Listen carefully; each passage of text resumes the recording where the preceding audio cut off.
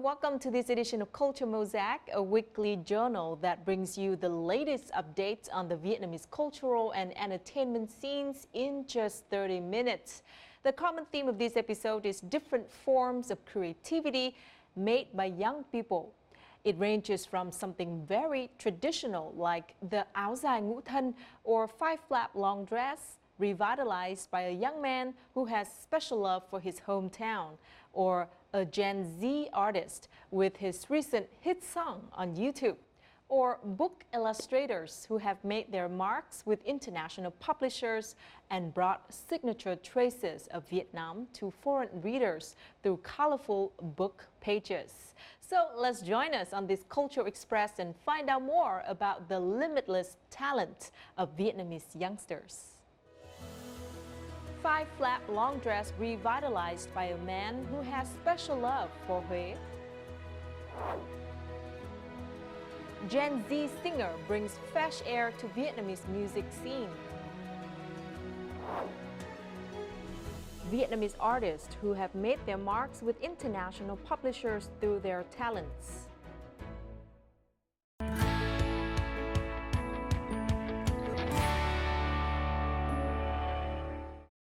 The Vietnam Exhibition House has officially opened at Expo 2020 Dubai. Taking place every 5 years, the expo is one of the biggest opportunities Vietnam has had to promote its image. The Vietnam Exhibition House will feature Vietnam's traditional culture and innovative achievements to people from all around the world, helping to promote its image and open up cooperation opportunities between Vietnam, the Middle East, and the rest of the world. Expo 2020 Dubai will be held from October the 1st, 2021 to March the 31st, 2022. Within the framework of the Expo, Vietnam Day will be held on December the 30th, 2021.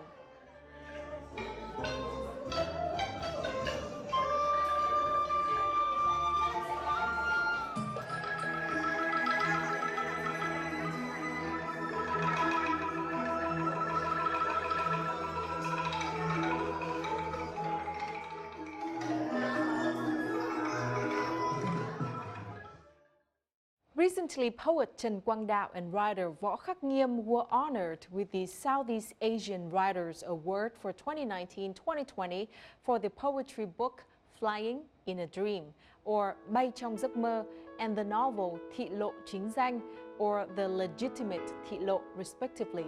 In addition, Nguyễn Nhật Ánh best-selling book Tôi là Beto, or I am Beto, was also copyrighted and translated by a South Korean publisher. These are considered good signs for Vietnamese literature.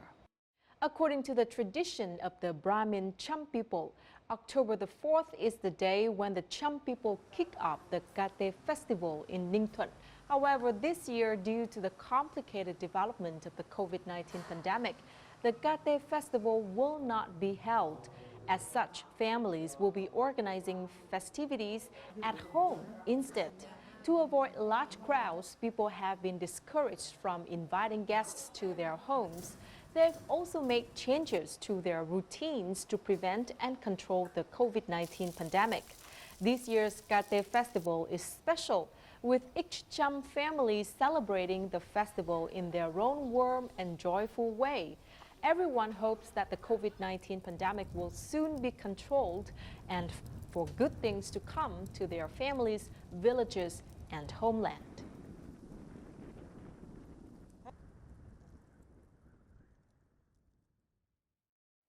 Tourism is one of the key sectors that need to recover for the country to regain its growth momentum. In Quảng Bình province, measures to restore tourism have been implemented, including the piloting of an experiential tour. In addition, policies to stimulate demand and reduce prices have also been introduced. Visitors who've been fully vaccinated for more than 2 weeks can participate in a tour to discover the Tú Làn Caves in Phong Nha Kẻ Bàng National Park, restoring and developing tourism according to the roadmap, ensuring pandemic prevention and control requirements, and organizing closed tours in addition to policies to stimulate demand and reduce prices are some of the efforts creating momentum for the successful recovery of Quảng Bình province. Amid social distancing, many types of online entertainment have been able to develop, such as podcasts, also known as online radio. Soothing voices, in-depth knowledge, and interesting stories have helped this genre become young people's new food for the soul during the COVID-19 pandemic. Apart from being able to learn new things, podcasts have also helped boost people's spirits during this difficult time and encourage them to slow down while at home.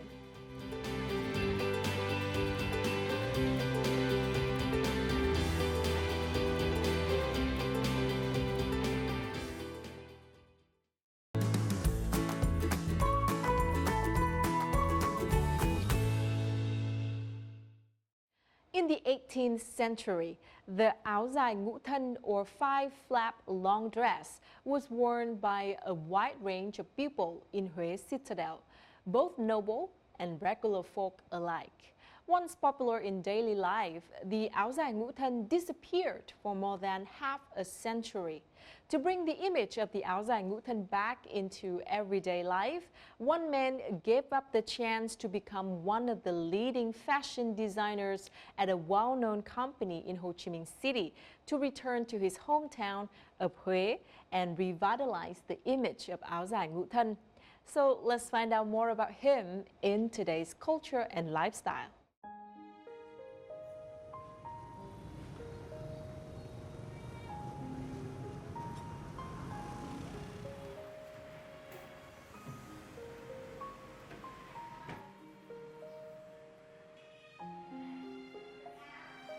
Thì người bên cạnh mà tôi luôn luôn thấy hiện hữu hình ảnh áo dài, từ đi chợ, đi chùa cho đến cả sự kiện, đó chính bà nội của tôi. Thì hình ảnh chiếc áo dài nó như là nằm trong tiềm thức của tôi từ nhỏ, và đó là một cái hình ảnh đẹp. Từ cái hình ảnh của bà nội tôi trong những tà áo dài, nhưng mà chính là những hình ảnh đó là khơi dậy cái niềm đam mê trong tôi.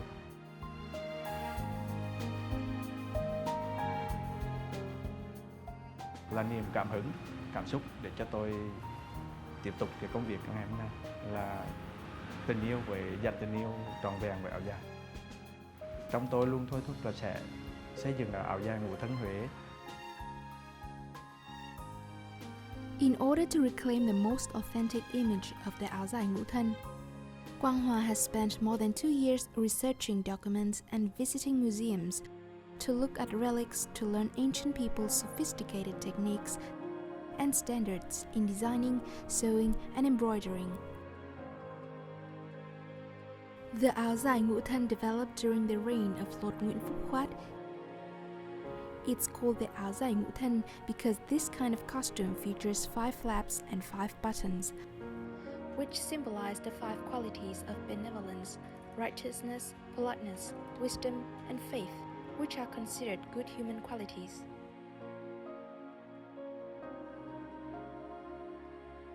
Since many years have passed and many things have changed, especially in fashion, reviving the áo dài ngũ thân is not easy.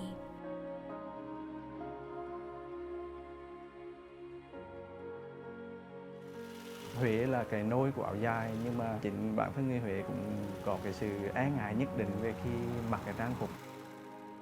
Dư luận đã có những cái phản ứng rất là gay gắt, như là tôi cổ suý hình ảnh của phong kiến. Chứ một thời gian sau khi tôi nhận những cái tín hiệu có phần gay gắt, thì phần nào đã chạnh lòng.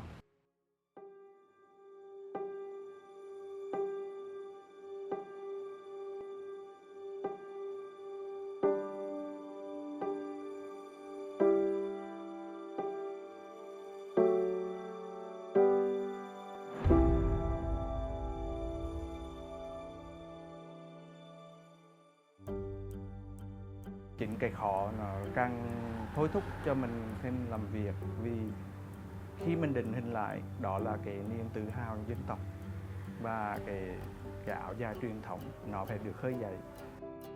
To spread this message, Quang Hoa is determined to create more áo dài ngũ thân for men and women, In addition, he organizes special days when people can try on áo dài and share the images on social media. While he still uses the traditional style, the patterns, decorative elements, and colors are used in modern ways to give it a fresh spin for young people. Khi mà mặc trên mình bộ áo dài truyền thống như thế này thì em cảm thấy thực sự vui cũng như tự hào, và bộ trang phục này thì mang cho em một cảm giác thoải mái để tôn lên được cái nét đẹp của những con gái Huế. Áo dài ngũ thân theo tôi có một vẻ đẹp đặc biệt lắm. Nó vừa che giấu nhưng mà nó vừa thúc giục người ta nhìn kỹ hơn. Quang Hoa and many other designers have also collaborated with the Department of Culture and Sports of Thừa Thiên Huế Province to use the áo dài ngũ thân for stage performances at major festivals and bring it into office life and to the lives of the youth.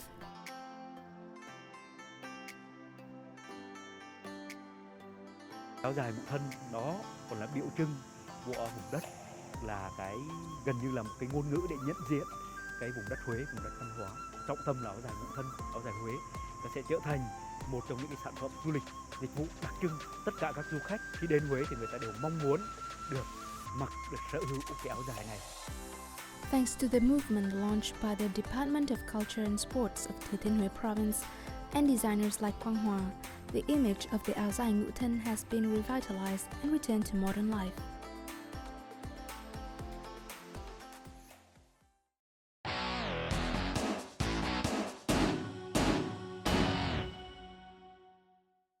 With the spirit of youth, Generation Z has recently brought a breath of fresh air to the music scene of Vietnam.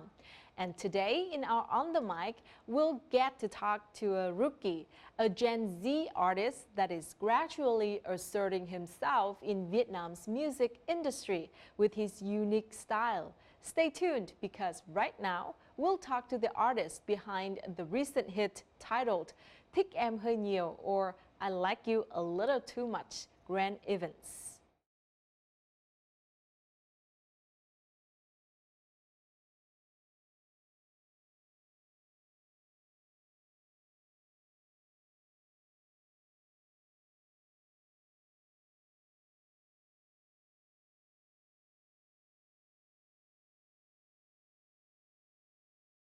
In the summer of 2021, a young Vietnamese artist stirred up the Vietnamese music market with his debut Vietnamese song titled Thích em hơi nhiều. Just a week after the release, the song quickly reached top 2 YouTube's trending in music, topped several music charts in Vietnam, including Apple Music and Spotify, and received countless compliments from the audience.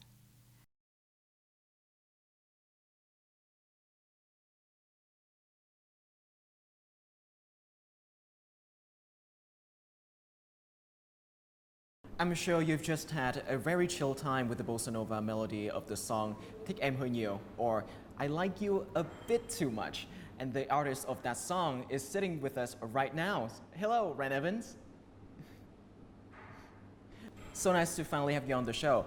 Also, congratulate on your Vietnamese debut song, which has garnered 16 million views on YouTube and just garnered tons and tons of high positions on the Vietnamese music chart. So how are you feeling right now, 3 months after releasing the song? Do you still feel as excited? I mean, it doesn't feel that much different, to be honest. I'm still shocked to this day, like, of knowing that it got on these kind of charts, and it kind of, and it struck this kind of number ones, and it just like made me feel so, it felt accomplished, but like I'm nervous in a way, like, yeah, that's how it feels, like accomplished but nervous. What is your writing process when you approach this song? I heard that you really loves to, write music and store it in the library, and like you just gotta pull the inspiration out whenever it's, convenient. One of the things I do a lot is making instrumentals, making beats, and then I would make them daily. By doing that for like almost 3 years, like I have like a big storage of music that like I keep in my computer on my hard drive, and just so I'm waiting for like the perfect occasions to just bring one of them out, just to for this project and that project. And Thích em hơi nhiều was definitely a project that from a instrumental that I made, and I brought it out, and then we start writing on it. Yeah. How many songs are you having backlog in that library? Fully made song, 100%. I don't have that many, but I have like 80% kind of demos that are just sitting there. I would say like right now, around 50. A lot of people seems to be like, recently it's been disco. It's been like 80 disco, it's been a lot of hip hop. So what do you tend to gravitate towards to when you write new songs? One of the genre I really like diving myself into, which is funk and around disco and stuff like that. And I like, I like writing raps too, so it would be on a trap beat, it would be hip hop beats, and then I like all sort of things when it comes to music, honestly. But if I do have a chance, then I'll write something on a disco beat, because I really like disco beats.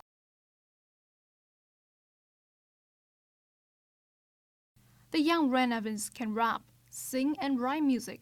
At the age of 20, Wren Evans is considered a potential producer. In fact, since high school, this young man has decided to pursue a career in music.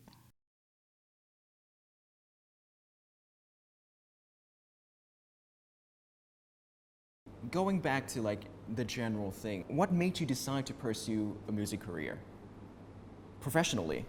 I never really saw music as a hobby anyway, like it's like there's always that huge transition from like music, from a hobby to passion and to an actual career.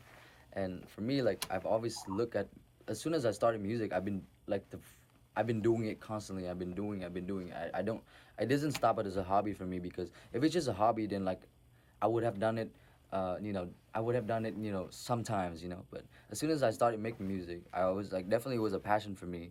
And then I was trying to my way to find whatever that I can do to bring money with my music. So yeah. Yeah, since when do you know that this career is it for you? This career is the one? I was about to go to, to apply for colleges and stuff, and for universities, and at that moment, like really, I was just making music, and so I realized, I told my dad as well, like I realized I don't see myself doing anything besides music, and I was just doing music because like that's all I had at the moment. I felt like that's all I have. It was like a survival instinct. So yeah, I was just doing music, and then I felt like that was for me.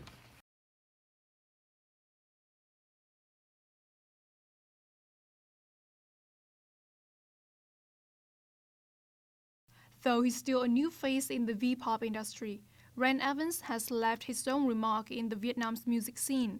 Before Thích Em Hơi Nhiều, Wren has released a number of songs collabed with big names in the entertainment industry, namely KICM with Fever. Notably, all those songs were written in English.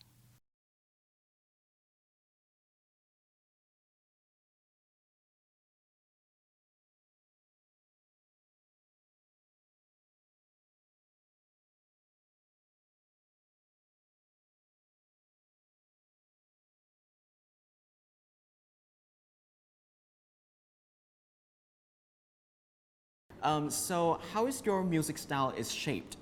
It's shaped around my experience with the craft, trying different things, and I'm incorporating this thing from that thing and this thing from that thing, bring it to my music, and it makes it like a, it's like I'm enriching my own color palette. So a lot of people seems to say that the things about your music is like it's very Western. A lot of people have been saying that.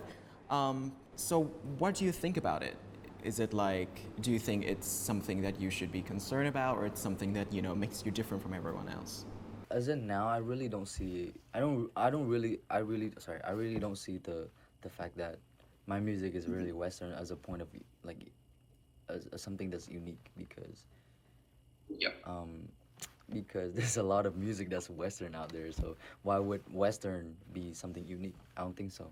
I think it's just the color that I bring. Even if I were to compete, or to be out there with the global artists, the color of my music would be different too. It's not because of it's westernized that it's unique. I don't believe in that. So what is the unique thing in your music then? In the Vietnamese music industry, what is the color that you bring? I come up with my melodies, incorporating with a beat that's new, you know, that's new to I guess that's why they call it like unique, because it just means it's just new. It's not unique. For me, it's not unique. It's just new.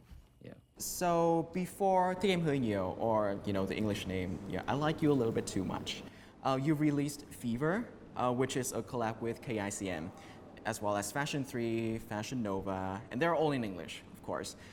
So it's making English music is what you aim for in the first place. Yes. And always be. I will always make English music, whether it be in Vietnam or whether I'll be somewhere else. But yeah, definitely. Do you have anything in store for the future? Are you planning to release any new music soon? Are you planning to go on any shows, music shows?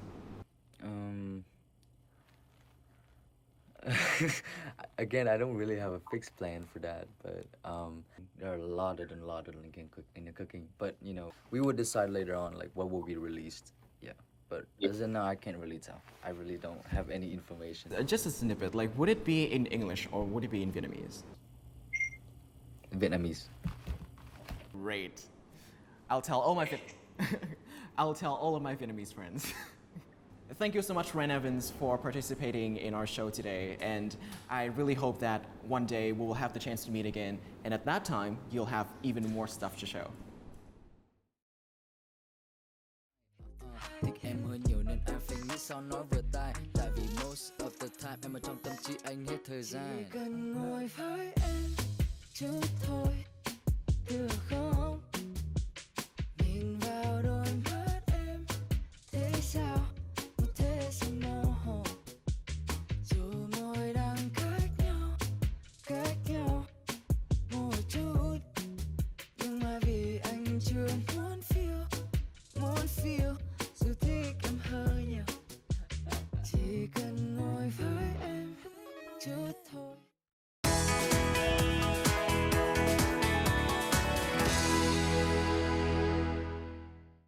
In recent years, book illustration, especially children's books, has seen a surge in quality work among the current generation of artists. Many of them even had chances to have their artwork displayed in not only the domestic but also the international book market through collaborations with famous publishers such as Macmillan, HarperCollins, Simon & Schuster, or Penguin Random House. In our Connecting Cultures this week, we'll meet with some of the Vietnamese artists that have made their marks with international publishers through their talents, bringing signature traces of Vietnamese to foreign readers through colorful book pages. Pionnier, released by French publisher Aozu. The Floating Field by Scott Riley, published by Milbo Press, and many other works published in foreign countries. All of them, however, share one common point. They were illustrated by the same pair of Vietnamese artists. In children's book illustration, Phùng Nguyên Quang and Huỳnh Kim Liên, co-pen name Ka Illustration, are considered veterans in the field. They are no strangers to job orders from famous publishers such as Penguin Random House, Macmillan, and HarperCollins. Tụi mình nhận công việc minh họa sách thiếu nhi đầu tiên là vào khoảng năm 2010.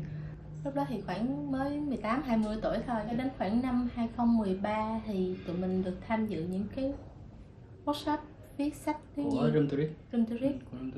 Thì lúc đó tụi mình được học cách dựng một quyển sách thiếu nhi sao cho đúng chuẩn quốc tế. Và lúc đó mình cảm thấy rất là thích. Và mình quyết định đó sẽ là cái con đường mà tụi mình mong muốn được theo đuổi.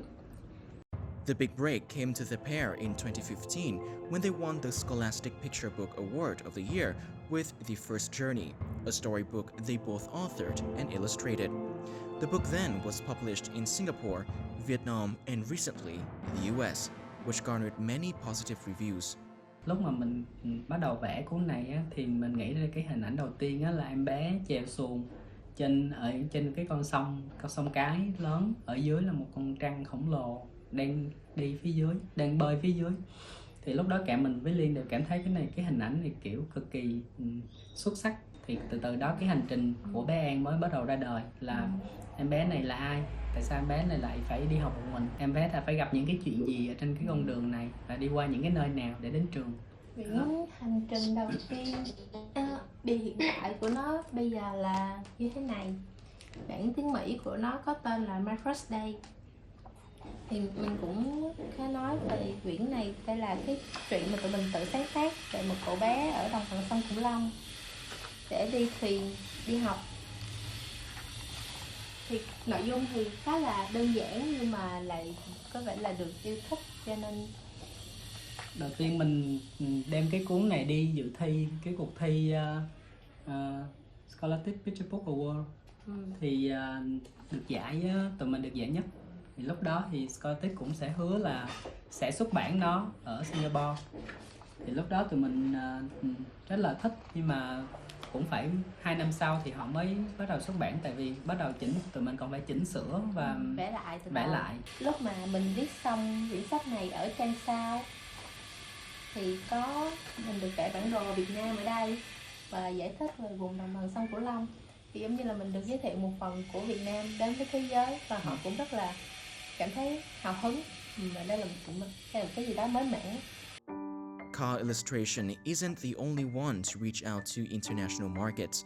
Tố Uyên, better known internationally as Was a Pink, also established herself well with a trademark style consisting of cute, round-faced characters and bright and playful colors. Mình có làm với một số nhà xuất bản như là cái Little Tiger này, hay là bên Simon & Schuster này, hoặc là một số các cái nhà xuất bản như Usborne, cũng hợp tác với rất là nhiều các họa sĩ Việt Nam khác. Trong các cái tác phẩm mà mình làm, chắc là mình ấn tượng nhất là một cái quyển sách gập ấy, nói về Tôn Ngộ Không và 3 lần kiểu mượn quạt ba tiêu. Cái project đấy nó có 7 trang thôi, nhưng mà mỗi trang của nó có rất là nhiều những cái gập ra gập vào như này này. Nên là một trang đấy nó có thể bao gồm khoảng 7 đến 8 artwork, khá là nhiều. Mà bên đấy yêu cầu phát với cả các cái đoạn đính kèm các thứ nó cũng rất là kỹ, bởi vì nó phải nối liền với nhau sau khi mà mình gập lên gập xuống ấy. Các cái chi tiết nó phải có một cái sự liên kết. Thế nên là mình lúc đấy mình cũng khá là cuống, nhưng mà cũng hoàn thành xong được. In recent years, many Vietnamese artists have had their names listed on foreign publications. Names such as Hoa Lê, Xuân Lộc Xuân, Was a Pink, and Car illustration are becoming more frequently seen alongside foreign authors. That is a sign that the environment is ripe for a generation of Vietnamese illustrators to showcase their skills in the global playing field. Các họa sĩ Việt Nam giờ thực sự là cũng không có gì thua kém về cái nét vẽ hay là về cái trình độ, nhưng mà mình nghĩ là về cái vấn đề trải nghiệm, vấn đề về cách kể chuyện, vấn đề về cách dẫn dắt những cái câu ở trong văn bản đấy thành một cái bức tranh ấy, thì bên mình vẫn còn nhiều điều phải học hỏi từ bên các họa sĩ bên nước ngoài. Vì mình sinh ra ở Việt Nam cho nên mình có một cái nền văn hóa đặc sắc, từ trang phục đến ẩm thực cho đến mỹ thuật, thì có rất là nhiều cái mình có thể nghiên cứu và đem nó ra ngang cùng với thế giới, mà mình rất là như là đem những niềm tự hào của mình ra ngoài á.